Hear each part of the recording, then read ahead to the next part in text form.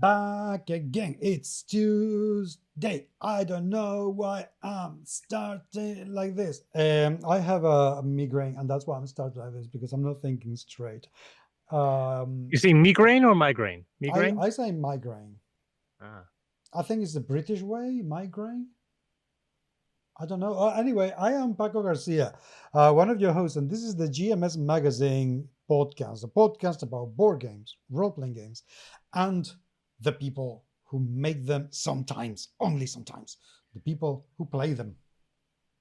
And this is Chris from Deus Ex Machina and also Tavern Snaps. It seems like my cracker business is the go-to priority this whole summer. But I'm gonna start off with I'm gonna tell you the stupidest joke that you have to that requires too much effort to consider. I got an email Yeah. explaining how to read maps backwards, but it was spam. Oh, God. And this is the podcast for today. Ladies and gentlemen, I quit. Those people who like, oh yeah, think about it again. I got an email explaining how to read road maps backwards, and it was spam.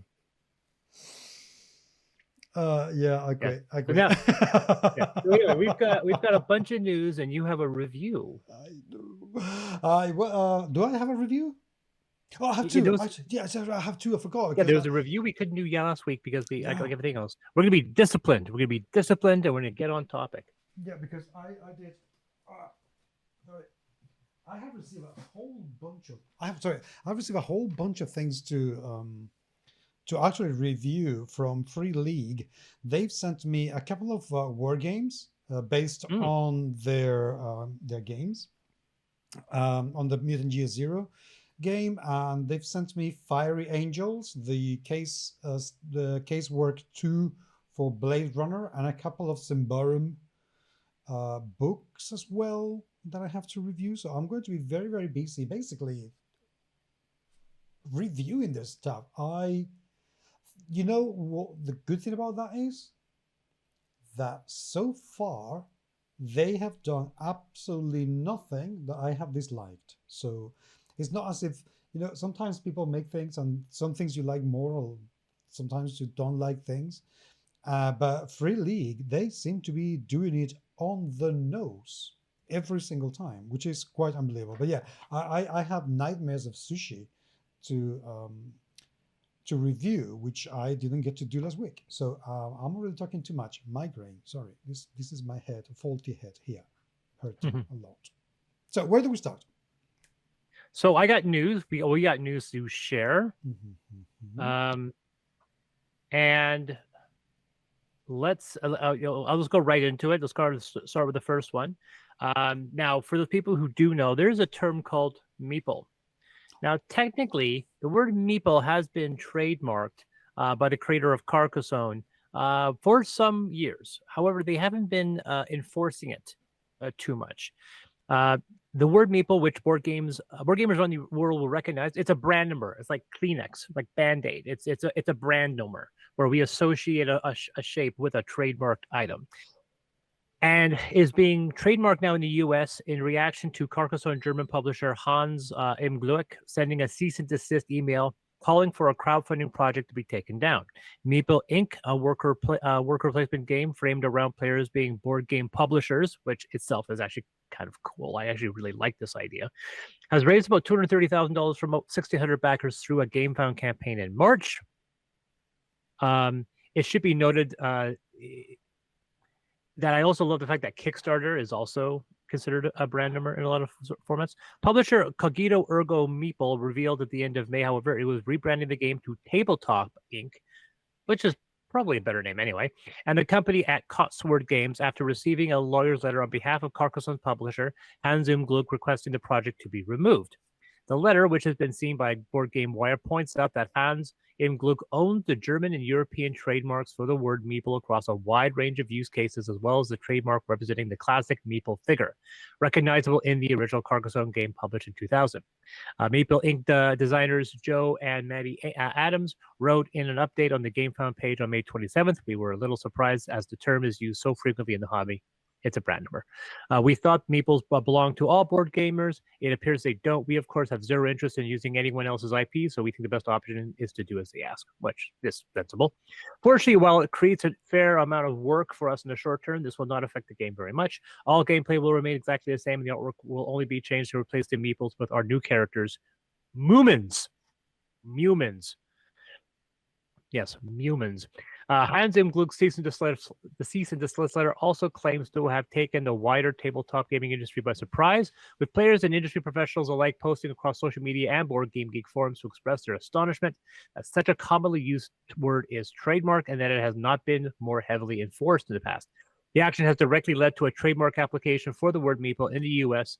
From Corey Thompson, co-owner of the YouTube channel Above Board TV and co-host of the industry-focused Board Games Insider podcast, and Gen Con event manager Marion McBride. Thompson told Board Game Wire, I had just reported the news about Cogito Ergo Meeple for Board Game Insider on May 30th, and after we recorded, I called my friend Marion to ask her opinion on it. We talked about the implications for a while and then asked, well, who holds the trademark in the U.S.? Marion instantly knew how to look it up, and we discovered no one held it. There was a pause. Then we both said, maybe we should apply. Most people who know me would agree I'm a bit eccentric and not beyond spending some money to prove a point.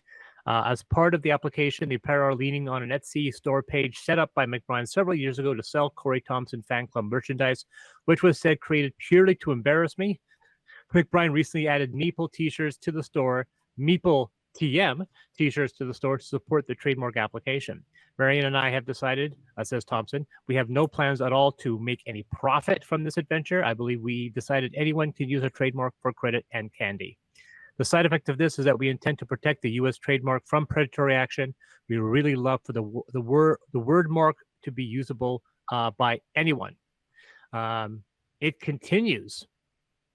The figure now so widely associated with the word Meeple was created by Hans-Im Glük co-founder Bernd Brunhofer for Carcassonne in 2000, although the name Meeple was coined after its release by American game Alison Hansel, who used it as a portmanteau of my and people to describe her pieces while playing the game. This is it.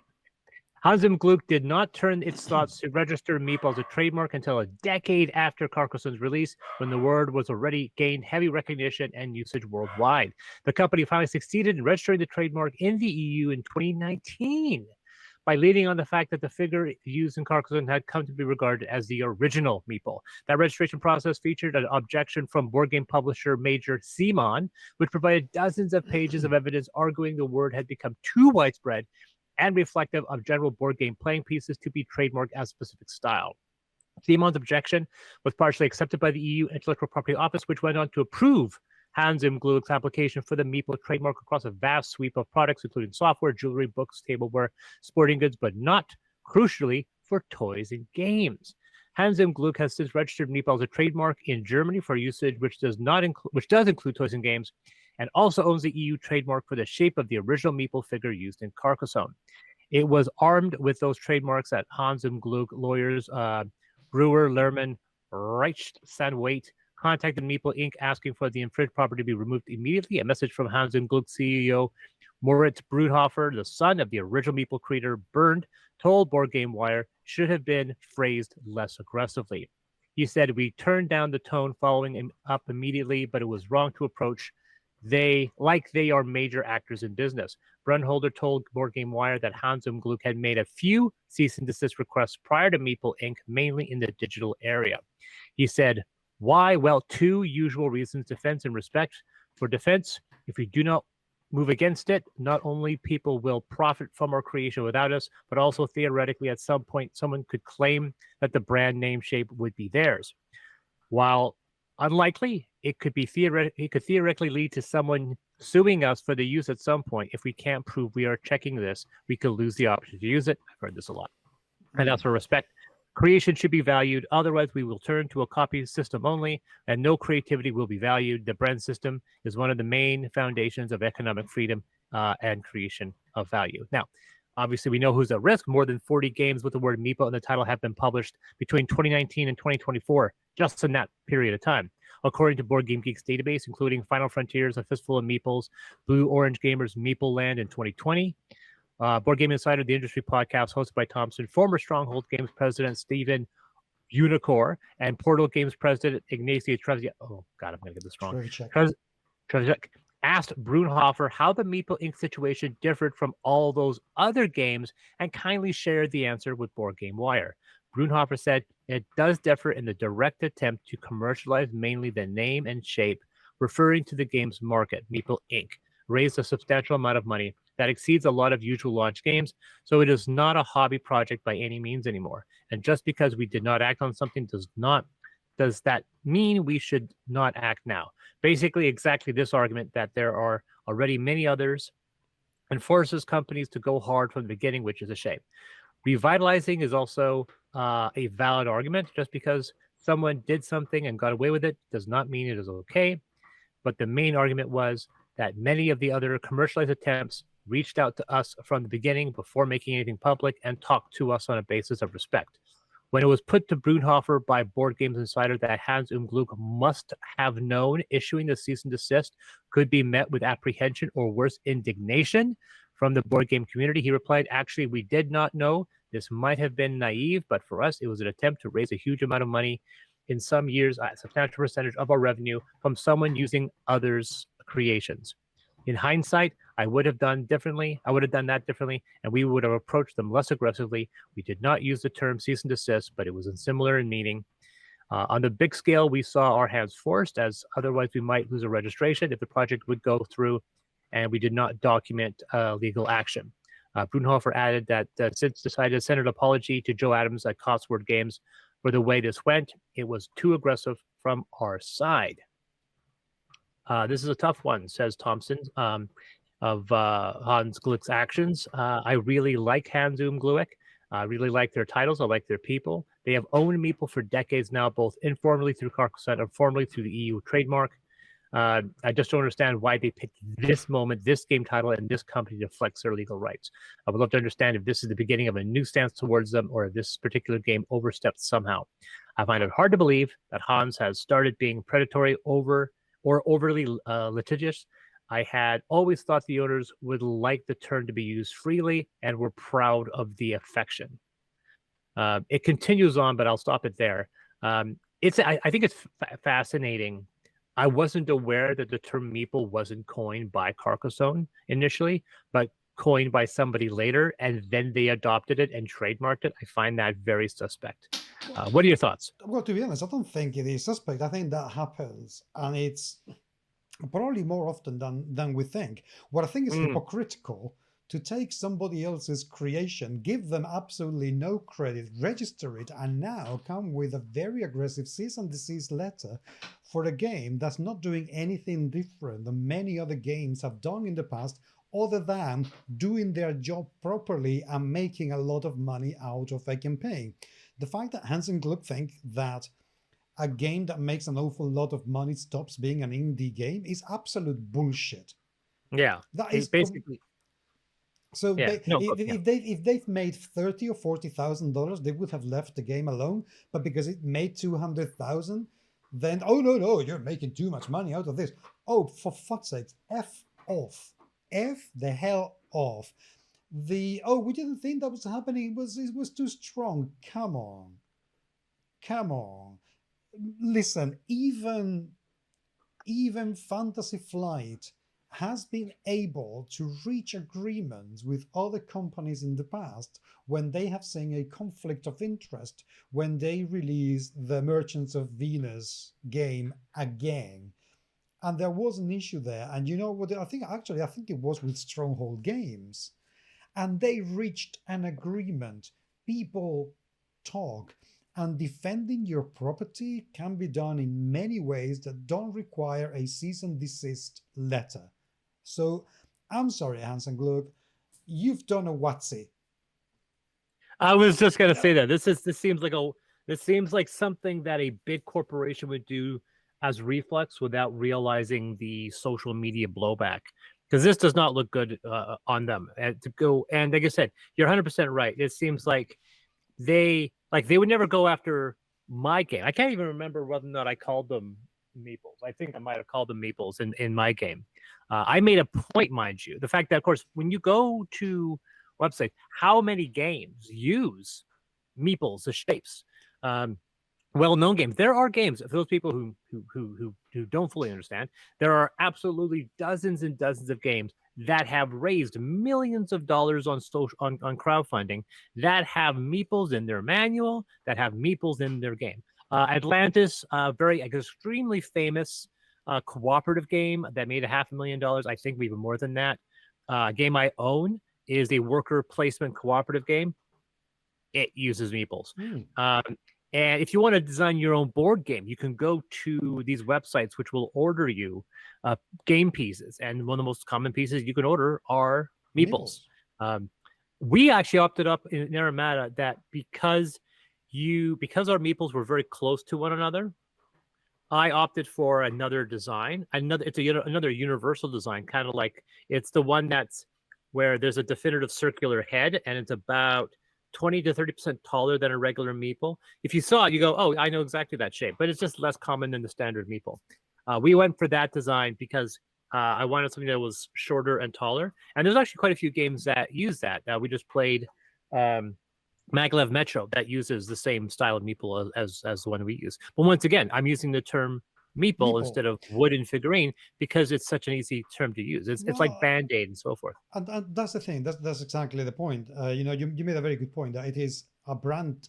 Is not no longer a thing. It's something that everybody identifies. And I think that Hansen Glük is making two potential mistakes there. One is that thanks to their action, somebody has realized that they can register this in the United States, which is an absolutely huge market. So they would lose that stronghold there, which is bad.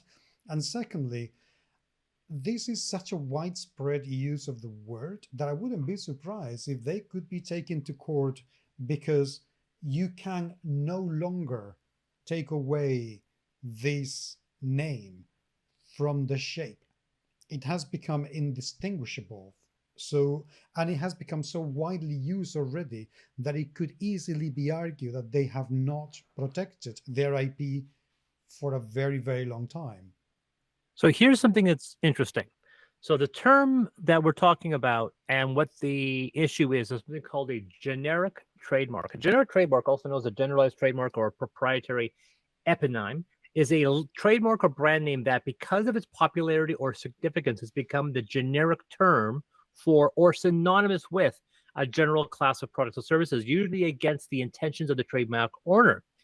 A trademark is prone to generalization or genericide when a brand name acquires substantial market dominance or mind share, becoming so widely used for similar products or services that it no longer is associated with the trademark owner. Linoleum, bubble wrap, thermos, hazer.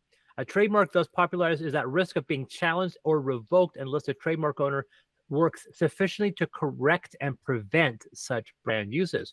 Trademark owners can inadvertently contribute to generalization by failing to provide an alternative generic name for their product or service or use of the trademark in similar fashion terms.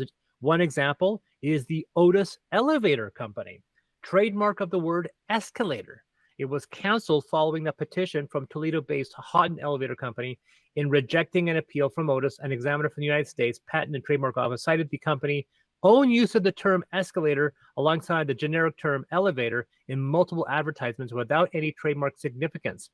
Now, this is obviously a lot of others. There are, they can't even begin to tell you the number of times trademark erosion has happened. There are numerous examples. But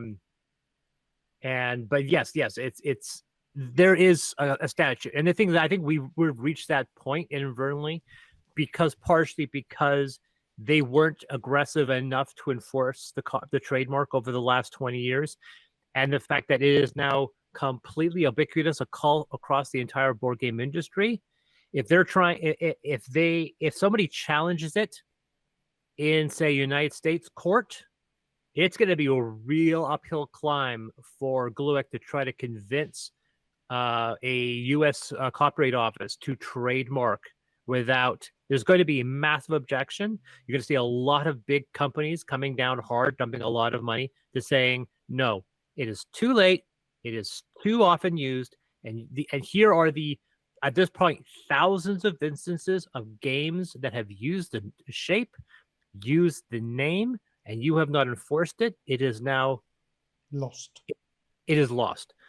So the fact that the EU did it against the objections of CMON, which made a very good argument, shows that there may be a case. But right now, I think this is going to get decided make or break within the U.S. Copyright Office. I agree. And the thing is that I think it could easily be proven that the word meeple is not being used just for that shape, but for pretty much any wooden figurine with a slightly humanoid shape. Everybody called them meeples, you know. That's it. Look at these meeples; they look gorgeous. So I think they've made a pretty big mistake in there, and not just for the social media backlash, which is huge. Although I don't think that will. I would be very surprised if that hurt the company, other than by losing a few people in the know. But I don't think that's going to hurt their Carcassonne sales or whatever game sales, to be honest. So we'll see. But yeah, I don't think they were naive. I think it backfired, and then they said, "Oh, sorry, we didn't. We shouldn't have been that bad." Well, dudes, think before you act. For fuck's sake, don't do a WATSY. Yeah. Exactly. This feels like a WATSY thing. It seems like every company at some point is going to fall down this path. Like they're going to bugger up something with the Copyright Office.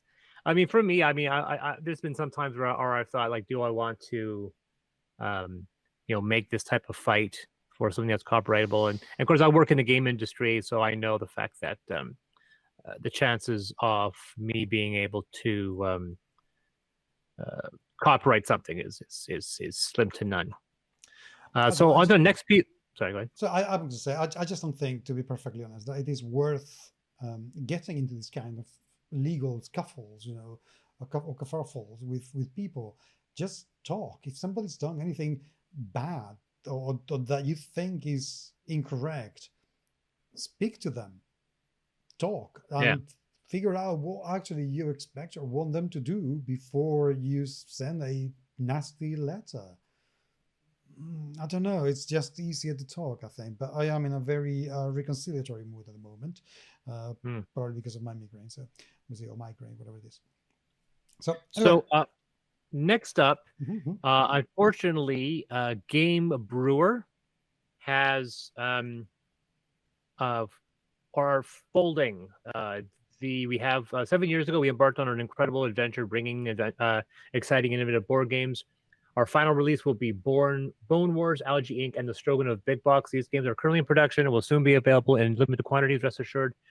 All our crowdfunding backers will receive their pledged games. Every journey has its end, and we decided that time has come for us to close this chapter. As we prepare to build farewell, we ask for your support one last time to ensure that we can settle all of our obligations, including our author license fees, and conclude our adventure debt-free. We need your help in purchasing our remaining stock. We want to extend our heartfelt thanks to all of our fans who've supported us through the years and hopefully want to support us one last time. Have you ever owned a game by Game Brewer? I don't think so. I think Game Brewer has been producing games in the years where I didn't have any money to buy games. So I don't think so. It should be noted, like I said, I've been on their website, and of course, whenever I see that, I go, okay, has this game made things that I know? And I've not heard of Bone Wars or Algae. These are brand spanking new. I have heard of Stroganoff, obviously, because every time I hear the word Stroganoff, I get hungry.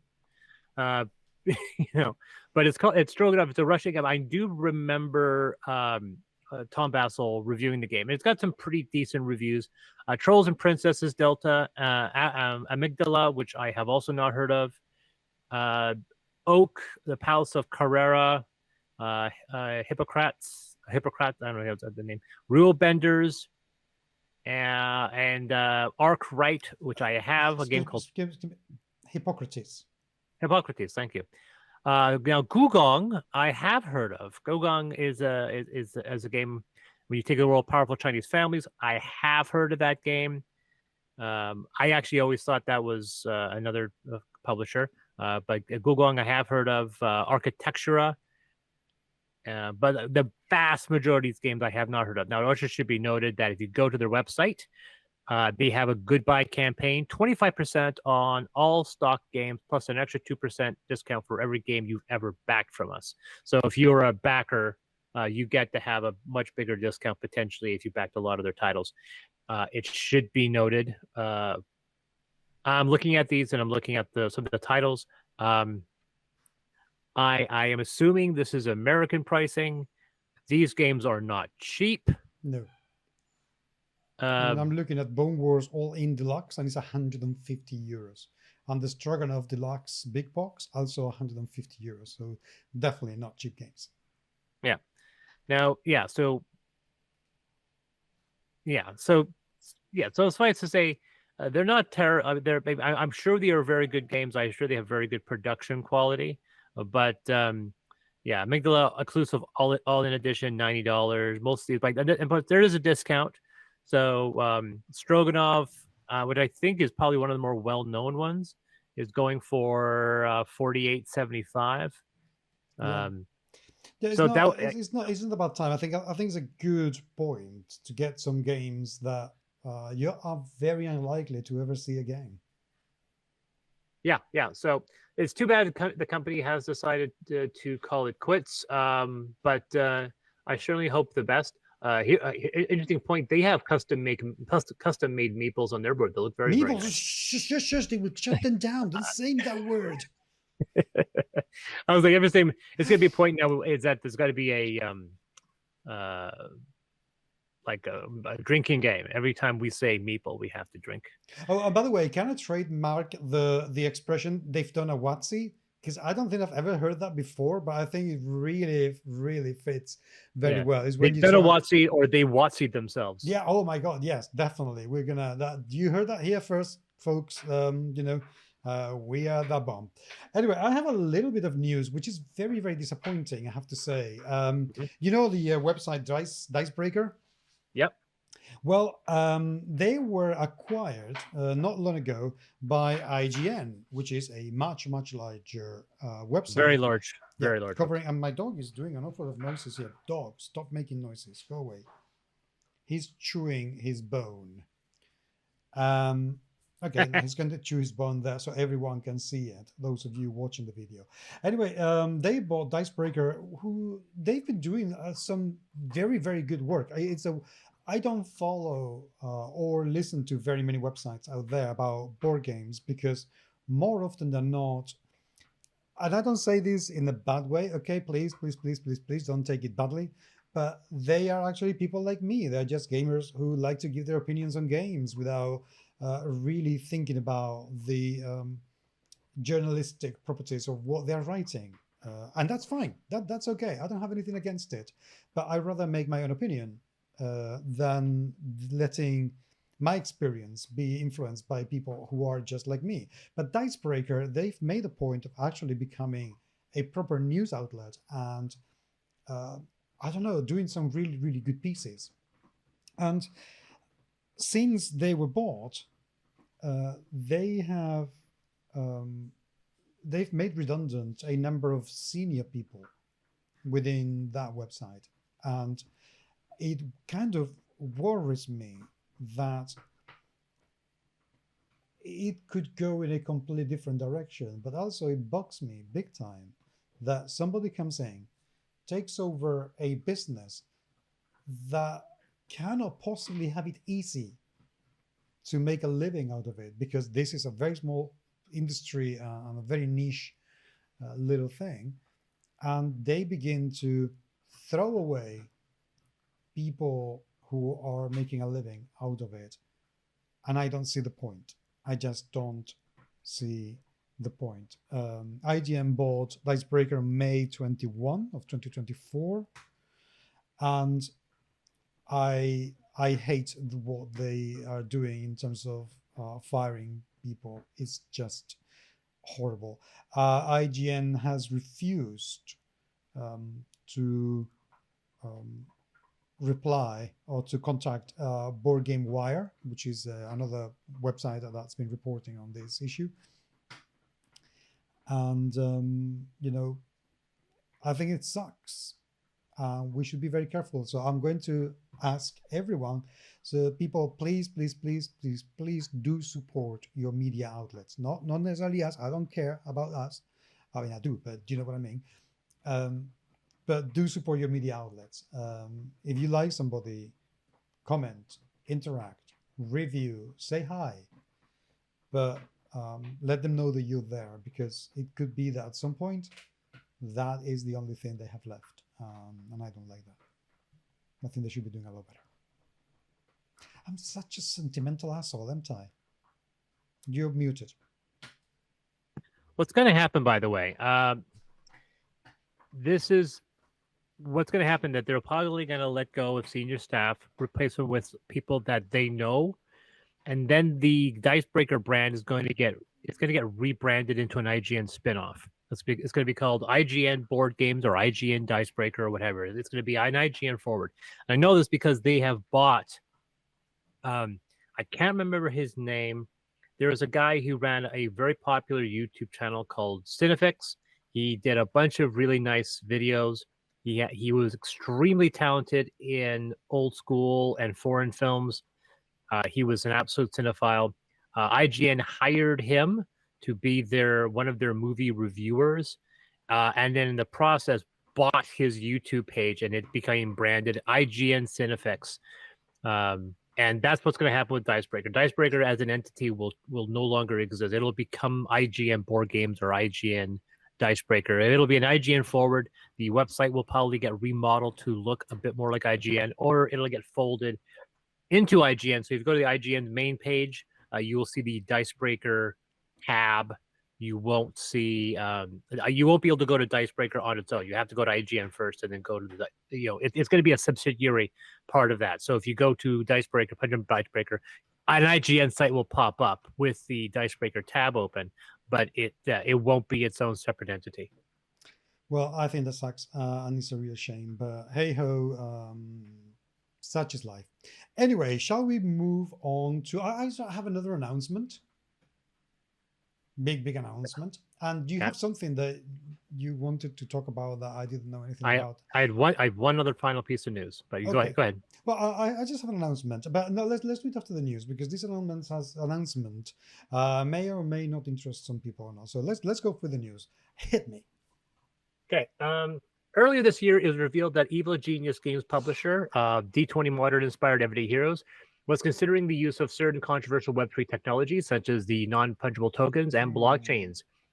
In response to that, EGG published a manifesto on February 6, 2024, which they called their Technology Code of Ethics, in which the company pledged not to use blockchain or cryptocurrencies, along with AI and other stuff. Scott himself told N-World back in February that the company had decided not to use blockchain technology. There's a whole bunch of articles called The Rise and Fall of Evil Genius Games you can read. At the end of 2023, start of 2024, a bunch of people left over ethical concerns with the technologies that the company was planning to use. They cited many things. Among them included this. Something which Dave Scott made public assurances to that they would not do. At the time, Scott said, we made the decision not to do AI in October and then not to do Web3 in December, but apparently it wasn't enough to allay any concerns. Now, that's just a statement. I'm not going to go into comments about the real reasons whether or not why these people left and how they did. They drafted a code of ethics. In fact, back when N-World spoke to Scott in February of this year, one of the questions was asked why the staff who recently resigned from EGG did not believe him when they repeated the company did not intend to use those controversial technologies, and he indicated that he did not know why that was the case. However, last week, EGG participated in a pitch competition at the event of Consensus 2024, a convention in Texas run by CoinDesk. Now, Consensus is a Bitcoin. It's a Web3 type of thing. So, like, for the people who are curious about, is the world's largest, longest running, and most influential gathering that brings together all sides of the cryptocurrency, blockchain, and Web3 community. So that's what Consensus 2024 is. Consensus describes itself, blah, blah, blah. And EGD's owner Dave Scott pitched a future for their tabletop RPG offerings, which leaned heavily on both blockchains and on non-fungible tokens. Scott introduces the company and tells the attendees that we make turn-based RPGs on chain based on famous blockbuster movie franchises that we all know and love. Interestingly, Scott also states that Jeff Grubb works for the company and describes him as the father of modern-day Dungeons & Dragons. Grubb made it clear early this year that he has no current involvement with Evil Genius Games. So how do NFTs fit into this vision? Dave Scott describes it as follows. Imagine a scenario where you could actually buy NFT utilities that are exclusive to these licenses. You could actually pilot Gypsy Danger, or you can carry Rambo's M60. All of these that have value that can be bought, sold, and traded, but more importantly, in the Roblox fashion. We're going to allow other people to actually create their own NFTs, which can be thrown into a marketplace where they can buy, sell, and trade those adventures as well. Scott's pitch can be watched below. There's a link. There's a link here. I won't bother showing you the link, but yeah, you can actually watch this link. During the Q&A, which follows, Scott confirmed that there was no actual NFT technology in place yet, indicating that we just started to set up the infrastructure to be able to create the NFT program. He also claims that the company has made $1.2 million in revenue in the last year based on sales of digital products. Okay. When asked, by the way, I called BS on that. When asked about the blockchain components of the setup, Scott describes the content creator marketplace. All the creator marketplace components of it, the UGC components of it, the entire utility is on chain. If you've actually played RPGs before, there's a character sheet. All the components of the character sheet will have objects on it. All the objects will be NFTs. In addition to that, the actual character sheet itself would be minted as an NFT as well. So what that means is that if we use your character as an NPC in future game, we'll actually pay you royalties. This will never happen on the character itself. So the whole thing is based off objects which have NFT components to it. He goes on to describe some of the more technical aspects of the platform, including the use of a wallet as a service company called Stardust. Stardust's mission statement is to democratize blockchain technology for developers and players at scale. What really excited about this is the quote now. What we're really excited about is the idea that we can use blockchain to be able to control the value and to create value around the objects which make up your character. That's going to be a really important component of it. So if you actually created, for example, an adventure on our system, that is something that you own as the creator from here on. But the experience we're going to after is a Web 2 experience. That means that we don't want to expose the wallet. We're going to be using a company called Stardust to be able to create custodial wallets for that reason.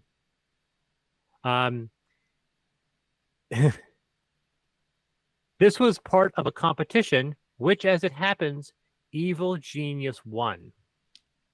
Surprise! So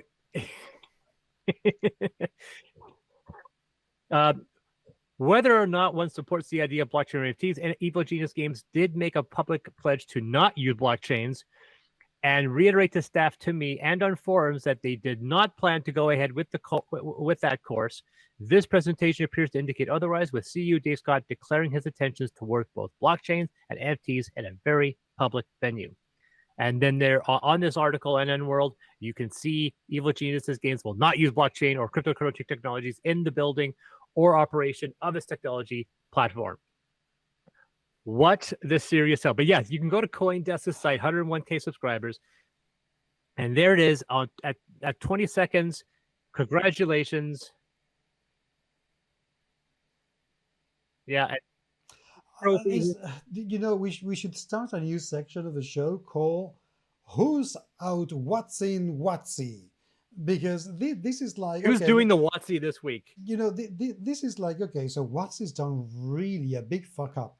How can we make it bigger? Let's be bigger than WATSY. How? Then who gets the WATSY award this week, though? Because we have, who gets it? Is it Glük or is it Evil Genius Games? Who could do a better WATSY award this week? I think Hans and Glük.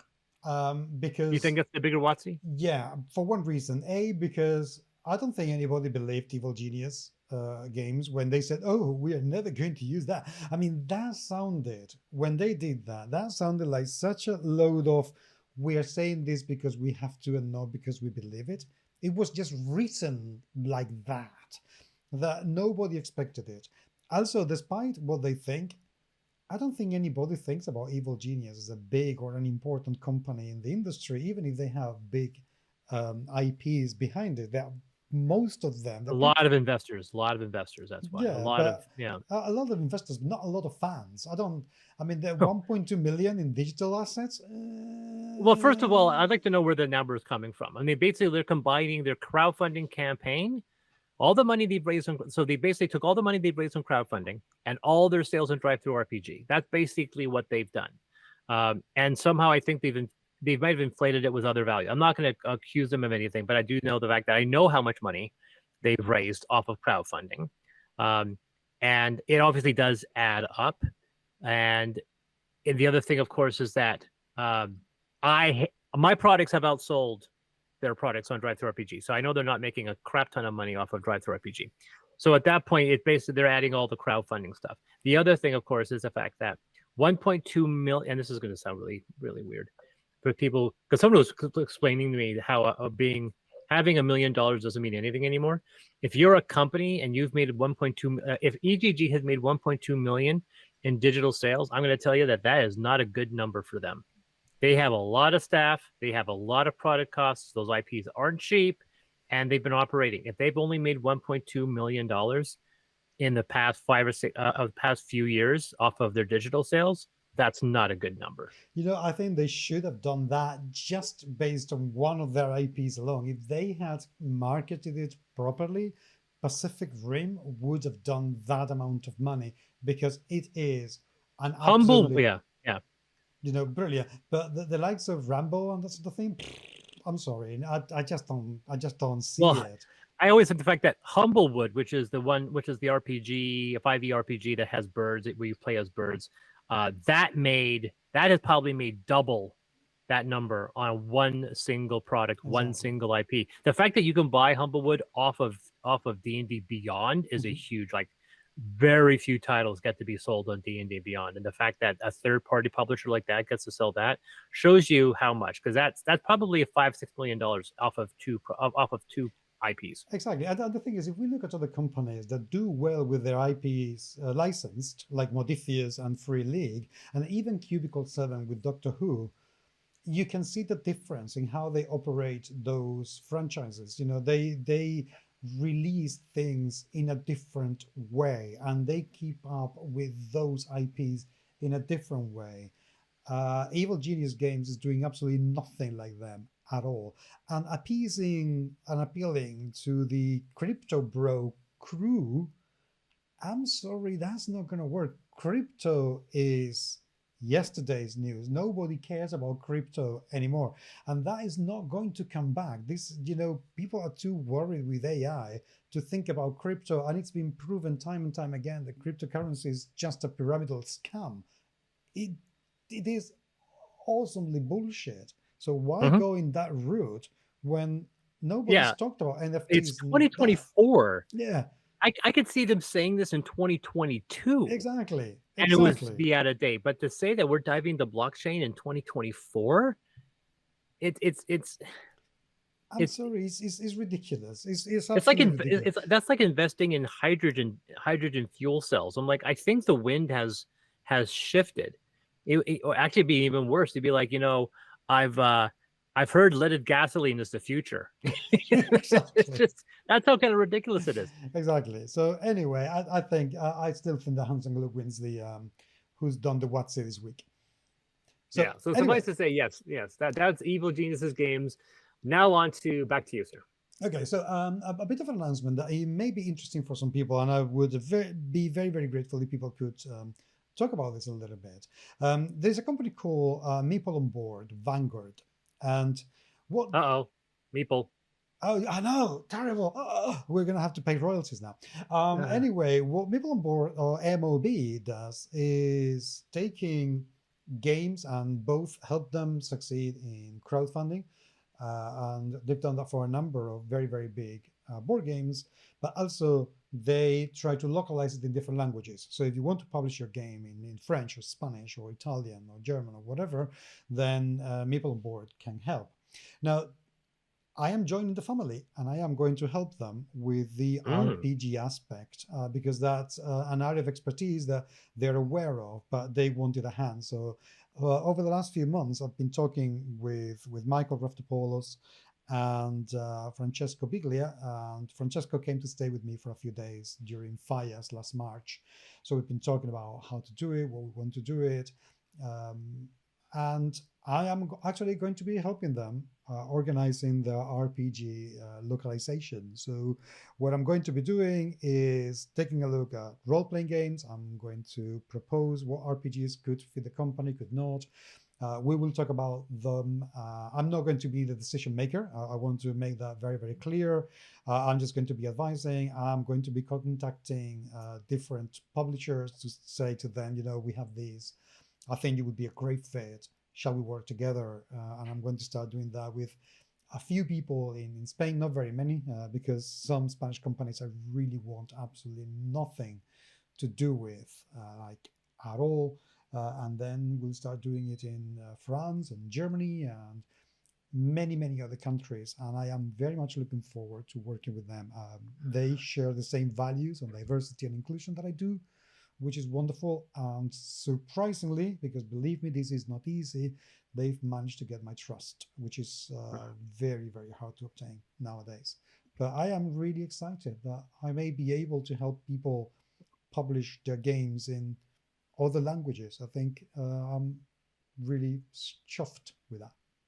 Awesome. That was fantastic. I saw that post, the post you made in regards to that. So yeah, so people, if you want to become a publisher, maybe this is the right time, and maybe we have a game that could fit you. And if you want to be published in a different language, well, maybe we can help you as well. Just so you know, also, I am only going to be working with Meeple and Boardgames. Okay, I'm going to be focusing exclusively with them. For two reasons. One is that they have more than enough games for me to try and push out. But secondly, because I think it would be very, very unfair to do any kind of competition to them. You can still talk to me, and if your game is not fit for what we're trying to do, then I will be very honest and tell you, and I will be quite happy to advise on how to proceed, but I won't be able to do the work for you. I'm really sorry. So, yeah, that's I think that's how we're going to be working. So there you go. Here's something that's interesting. So we all know the fact that there's a fiasco regarding the company New TSR, NUTSR. Yeah. There is a domain, tsr-hobbies.com. Mm-hmm. So that's tsr-hobbies.com. If you click on that, it takes you to Wizard of the Coast's website. Okay, so so WATSY basically bought the domain and redirected it. And now it redirects them to their nemesis. I just wanted to throw that in. I just saw that. That's funny. So what you have some games to talk about, don't you? Yes, and very quickly, because we've been talking now for 48 minutes and 10 seconds. So, okay, I have Nightmares of Sushi. This is a game published by... I get Nightmares of Sushi all the time. Well, this you would get even more. This is published by Good Spirit Games and designed by Jeffrey Shia, and is an absolutely hilarious. This is a very silly game. Okay, this is not a deep game. This is a party game for 3 to 6 players. And it does come with a 2-player variant that I have not tried. It plays in about 15 to 30 minutes, depending on how much fun you're having. And it's a trick-taking game with sushi. Every player has the same set of cards with a number of sushis. Sushis that go from having 2 red stars, which are the bad ones. So you have 2 red stars, 1 red star, 1 yellow star, which is the yellow star is a good one, another 1 yellow star that could be 2, and then a 2 yellow stars, sushi cards. And also you have some tools that you can use, like wasabi or soy sauce so on and so forth, and they are going to interact with you or other players. So what you have to do is you choose in secret what sushi you're going to cook, and you put it on face down on the table, and the rest of the players are going to decide whose sushi they want to eat, but they cannot eat their own. They have to eat somebody else's sushi.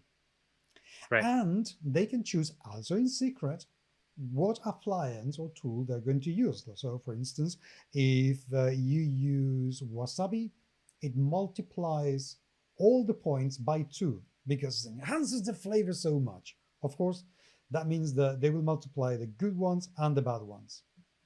Or if you are the only player using soy sauce, then you get an advantage. Then everyone reveal their cards at the same time, and the players get to eat that sushi. If they place their token on a sushi card that is bad, then they take bad points. If it's on a good card, then they take good points. And at the end, the good points and the bad points are subtracted, and the player with the biggest number of points wins. That's it. That's the game.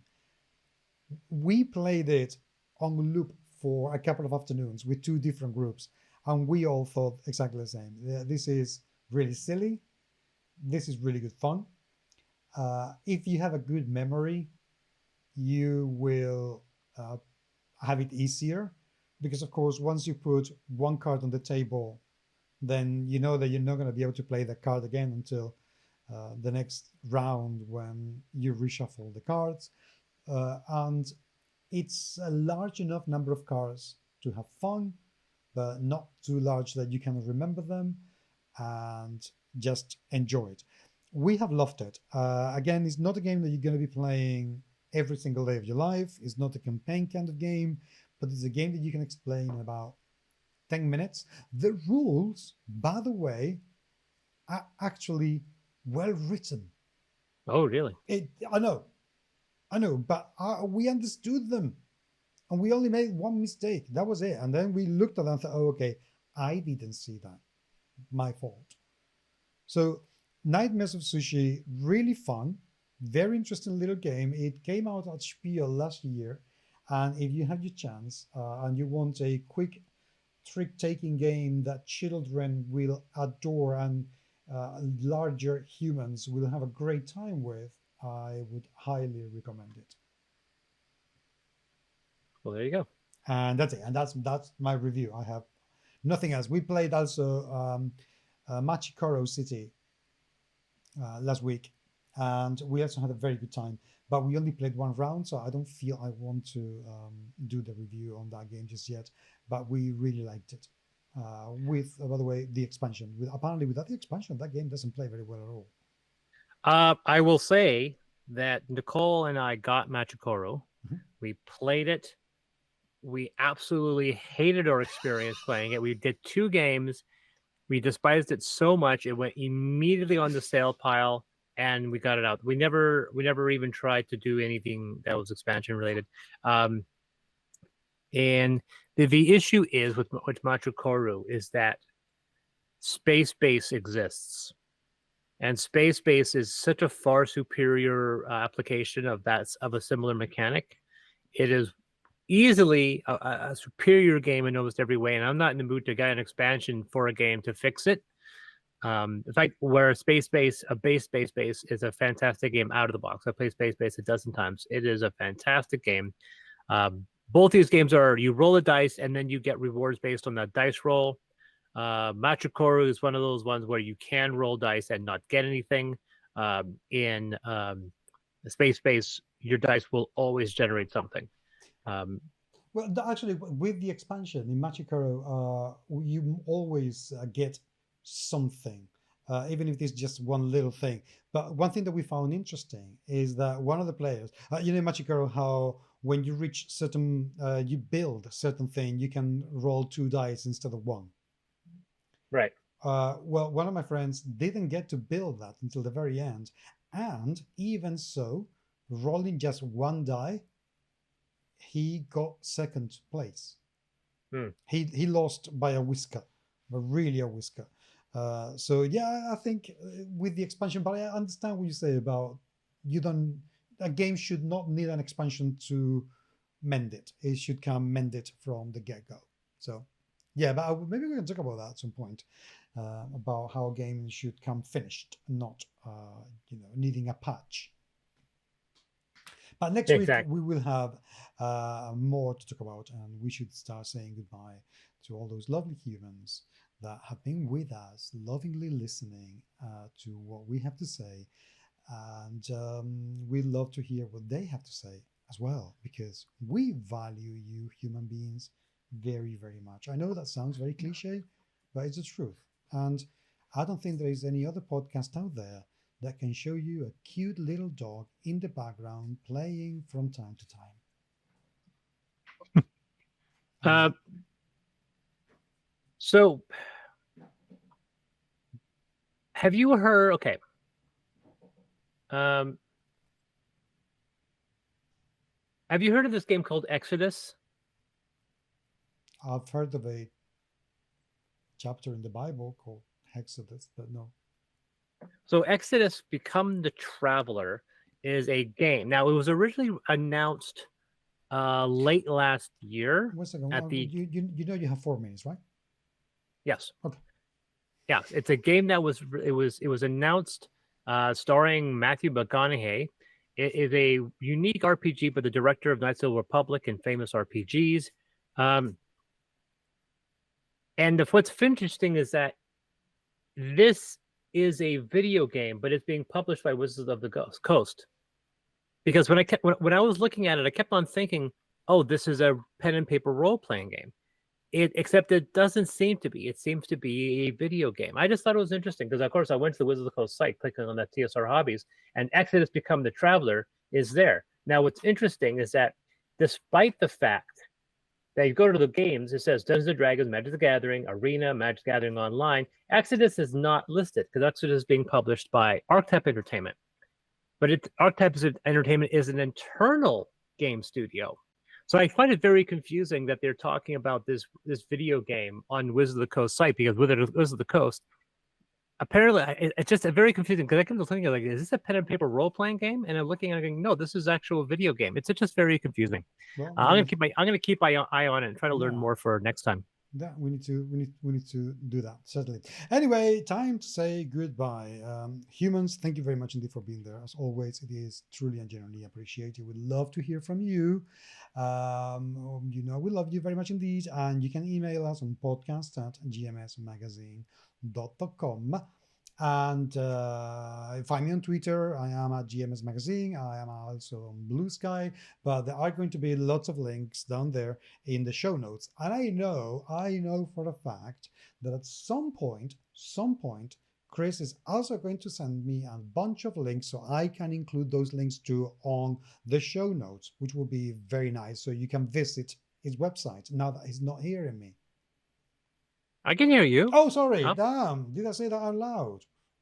Yeah, I will do that. I will do that in haste and in jest, and I will send you links to all my little things. Good. But yes, thank you very much. You can find me at deusexmachina.com, tavernsnaps.com, and all social medias under those names, except X.